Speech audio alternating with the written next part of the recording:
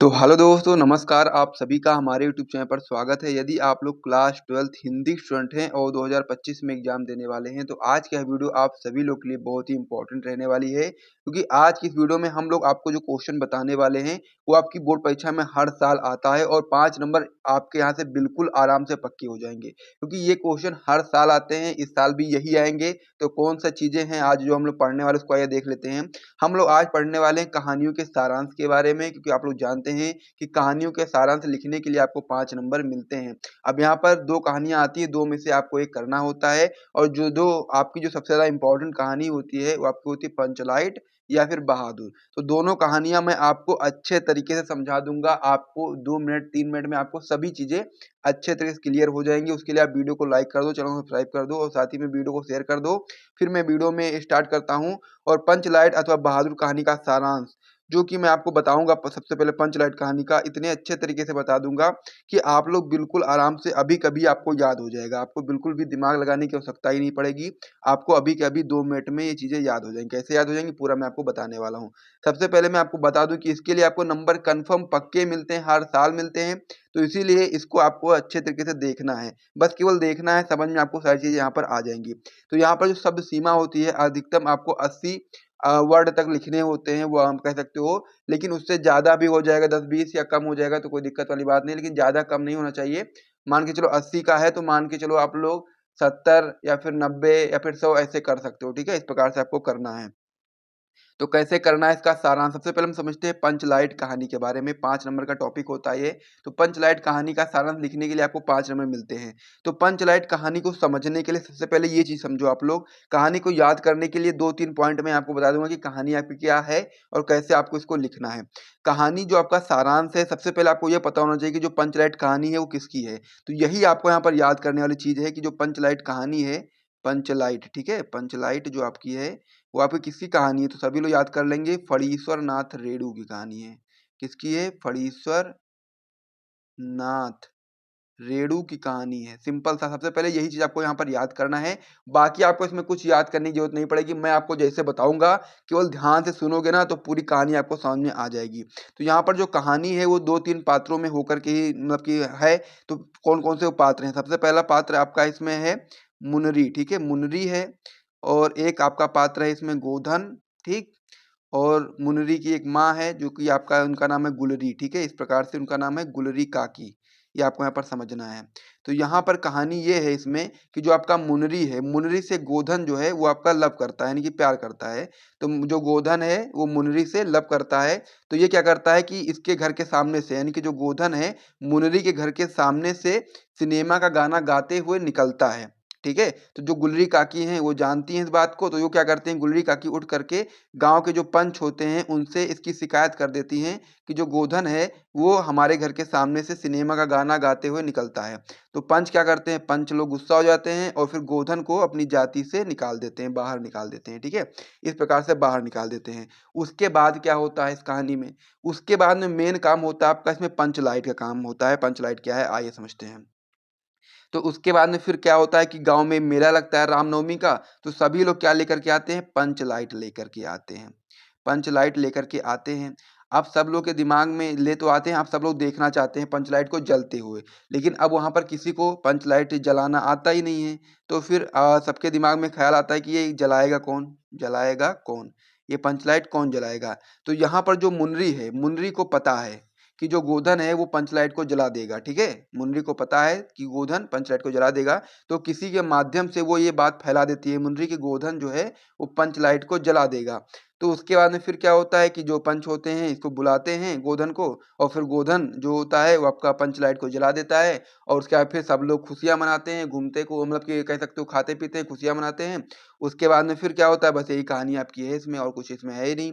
उसके बाद फिर जो पंचलाइट जो कहानी है यही कहानी आपकी है कि जो गोधन है वो पंचलाइट जला देगा और फिर जो पंच लोग होते हैं खुश हो जाते हैं और उससे बोलते हैं तुम्हारा सात खून माफ अब खूब गाओ सिनेमा का गाना, इस प्रकार से बोलते हैं और जो गुलरी काकी होती है वो भी प्रसन्न हो जाती है और गोधन को अपने घर खाने पर बुलाती है। बस इतनी ही कहानी है, जिसमें आपके 4 पात्र आप लोग समझ सकते हो। एक आपका है मुनरी, एक आपका है गोधन, एक आपका है गुलरी काकी और एक पंच है आपके, और एक पंचलाइट है। इस प्रकार से आपको यहाँ पर समझना है।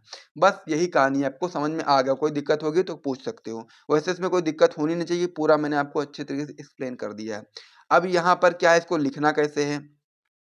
तो लिखने के लिए सबसे पहले मैंने आपको बताया था क्या याद करना है, कि ये कहानी अभी किसकी है। तो आप बता सकते हैं पंचलाइट कहानी फणीश्वर नाथ रेणु जी की एक आंचलिक कहानी है। और इस कहानी में बिहार के एक पिछड़े गांव के परिवेश का बहुत ही सुंदर चित्रण किया गया है। इस प्रकार से इसकी स्टार्टिंग करनी है।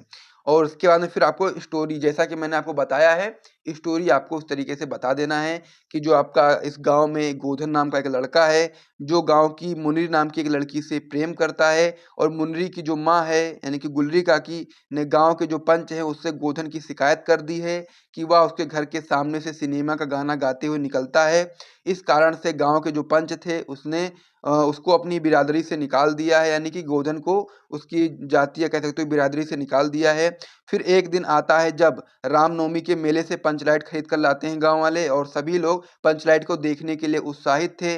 परंतु समस्या ये आती है कि पंचलाइट को जलाएगा कौन, और क्योंकि सीधे साधे लोग थे और वो ये भी नहीं जानते थे कि पंचलाइट को जलाना कैसे है, तो ये लोग नहीं जानते थे। उसके बाद फिर मुनरी को पता होता है कि जो गोधन है वो पंचलाइट जलाना जानता है, तो वह चतुराई से अपनी सहेली के माध्यम से यह बात पंच तक पहुंचा देती है कि जो गोधन है वो पंचलाइट को जला सकता है। तो पंच होते हैं जो आपके पंच, गोधन को पुनः बिरादरी में शामिल कर लेते हैं और वह पंचलाइट को जला देता है। और फिर मुनरी की माँ जो गुलरी काकी होती है वो प्रसन्न होकर गोधन को शाम के भोजन के लिए आमंत्रित करती हैं। पंच भी अत्यधिक खुश होते हैं या फिर उत्साहित होकर के गोधन को कहते हैं, तुम्हारा सात खून माफ खूब गाओ सलीमा का गाना। और पंचलाइट की रोशनी में लोग कीर्तन और भजन करते हैं तथा उत्सव मनाते हैं। तो ये आपका हो गया क्या, पंचलाइट कहानी। सिंपल सी कहानी थी, पूरा मैंने आपको समझा दिया है, कोई दिक्कत इसमें नहीं होनी चाहिए। तो पंचलाइट कहानी समझ में आ गई है। अब हम लोग बहादुर कहानी को समझेंगे अच्छे तरीके से। तो पंचलाइट कहानी में मैंने आपको बताया ही कि इसमें आपके 4 पात्र हैं। पहला आपका है मुनरी, दूसरा आपका है गोधन, तीसरा आपका है गुलरी काकी, चौथा आपका है इसमें पंच, और एक आपका जो मेन है वो आपका है पंचलाइट। मुनरी और गोधन, यानी कि जो गोधन है मुनरी से प्यार करता है, और ये बात गुलरी काकी को पता होती है। और फिर ये गोधन उसके घर के सामने से गाना गाते हुए निकलता है, तो गुलरी जो होती है यानी कि मुनरी की माँ, वो शिकायत कर देती है पंचों से। तो पंच गोधन को जाति से निकाल देते हैं। और फिर एक दिन रामनवमी के मेले में सभी लोग पंचलाइट को लेकर के आते हैं, और फिर सभी लोग सोचते हैं कि इसको जलाएगा कौन। तो फिर जो आपका मुनरी होती है इसको पता होता है कि गोधन को ये जलाना आता है, तो ये किसी माध्यम से बात पहुंचा देती है पंचों तक। तो पंच उसको पुनः जाति में ले लेते हैं, और वो फिर आपका जो लाइट है वो जला देता है, जिसकी वजह से सभी लोग प्रसन्न हो जाते हैं, और फिर ये कहानी एंड हो जाती है। इस प्रकार से आपका ये होता है। पूरा मैंने आपको इसमें बता दिया है, तो इसको आप समझ गए होंगे। तो इसे आप लोग याद कर लीजिए, अच्छे तरीके से नोट कर लीजिएगा। 5 नंबर बिल्कुल पक्के आपको यहाँ पर हो जाएंगे। तो यहाँ पर 2 कहानी ही मेन होती है। पहली आपकी होती है पंचलाइट, दूसरी आपकी होती है बहादुर। पंचलाइट कहानी मैंने आपको समझा ही दिया है। अब हम लोग बहादुर कहानी को भी समझ लेते हैं, और फिर आपका ये 5 नंबर का जो टॉपिक है पूरी तरीके से पक्का हो जाएगा। इसी प्रकार से जैसा कि मैंने आपको पंचलाइट बताया है, बहादुर भी मैं आपको बता दूंगा। तो चलिए अब हम लोग बहादुर कहानी को देख लेते हैं। तो यहाँ पर जो बहादुर कहानी है, ये भी आपकी एक वेरी इंपॉर्टेंट कहानी है। और ये आपकी जो कहानी है एक नेपाली लड़के की कहानी है, ठीक है, जो कि आपका नौकर होता है एक घर में। और फिर वहाँ पर वो काम करता है काफ़ी मेहनत से, और उसके बाद में फिर धीरे धीरे पहले तो जो परिवारजन होते हैं उसके प्रति अच्छा व्यवहार करते हैं, लेकिन समय बीतने के साथ साथ वो लोग उसके साथ दुर्व्यवहार करने लगते हैं, चोरी का इल्ज़ाम भी लगाते हैं, और मारते पीटते भी हैं, गाली गलौज भी करते हैं। जिसकी वजह से जो लड़का होता है, जो नौकर होता है बहादुर जिसका नाम होता है, नेपाली लड़का, वो क्या करता है, वो घर छोड़ कर के भाग जाता है, जहाँ पर भी वो काम करता है। फिर जब छोड़ कर के भाग जाता है तब सभी लोगों को एहसास होता है, जब उन लोगों को खुद का काम करना पड़ता है स्वयं से, तब उनको यहाँ पर ये एहसास होता है। तो कहानी क्या है, मैं एक बार फिर से आपको रिकैप कर देता हूँ। कहानी है आपकी बहादुर कहानी, बहादुर कहानी नाम है इसका। तो बहादुर जो है, बहादुर एक लड़का है। बहादुर कौन सा लड़का है, एक लड़का है, नेपाली लड़का है। बहादुर आपका एक नेपाली लड़का है, जो कि अपने घर से भाग आया है किसी कारणवश। और ये आपका जो नेपाली लड़का है, ये आपका वहाँ से भाग आया, कहीं अपने घर से जो जहाँ रहता था वहाँ से वो भाग आया है।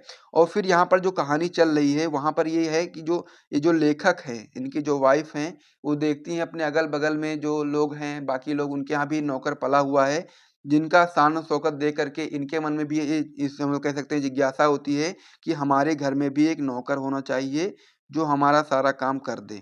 तो ये सोच करके वो लोग उस बहादुर लड़के को, यानी कि जो उसका नाम होता है बहादुर, उस नेपाली लड़के को अपने यहाँ काम पर रख लेते हैं। काम पर रखने के बाद वो पूरा काम करता है घर का अच्छे तरीके से, सब कुछ करने के बावजूद उसके बाद में फिर कुछ समय तक जो परिवारजन होते हैं, उसके साथ ही में अच्छा व्यवहार करते हैं। लेकिन समय के बीतते ही उनका जो व्यवहार होता है, वो उस लड़के के प्रति बहुत ही ज़्यादा कठोर हो जाता है।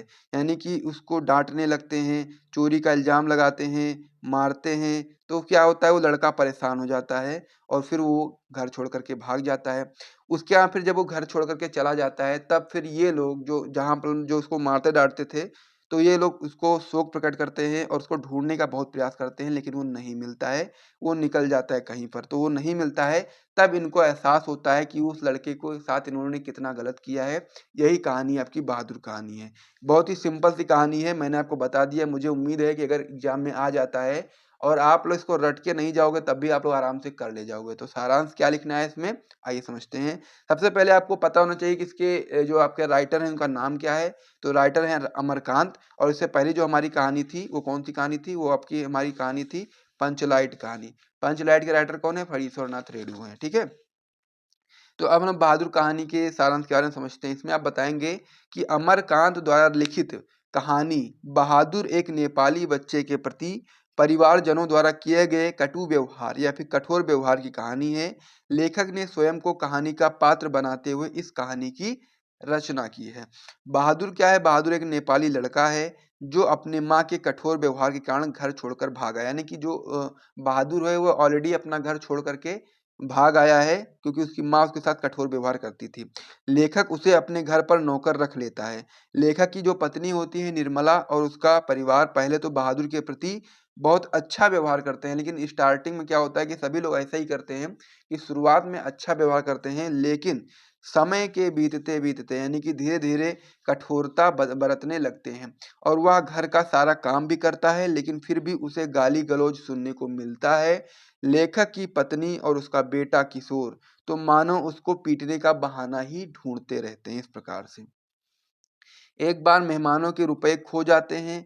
जब घर वालों ने बहादुर पर चोरी का आरोप लगाया और उसके साथ बुरा व्यवहार किया, तो बहादुर बिना किसी को बताए अचानक ही घर छोड़ कर के चला जाता है। उसके जाने के बाद घर में मातम छा गया, क्योंकि सभी को आराम की आदत लग चुकी थी, क्योंकि सारा काम बहादुर ही करता था, इन लोगों को आराम की आदत लग चुकी थी। सभी घर वालों को अपनी गलती का एहसास होता है, वे बहादुर को ढूंढते हैं, परंतु वह नहीं मिलता है। सभी पश्चाताप करते हैं। इस प्रकार से कहानी आपकी है और इसको भी मैंने आपको समझा दिया है। पूरी तरीके से आप समझ गए होंगे। पूरे नंबर आपको मिल जाएँगे 100% यदि आपने वीडियो देखा होगा शुरू से लेकर के अंतिम तक। तो इसमें कुछ भी नहीं है, लेकिन ये 5 नंबर का आपका बिल्कुल पक्का करवा देता है। तो इसीलिए वीडियो को यदि आपको पसंद आया तो वीडियो को लाइक करो, चैनल को सब्सक्राइब करो। मिलते हैं नेक्स्ट वीडियो में, तब तक के लिए जय हिंद।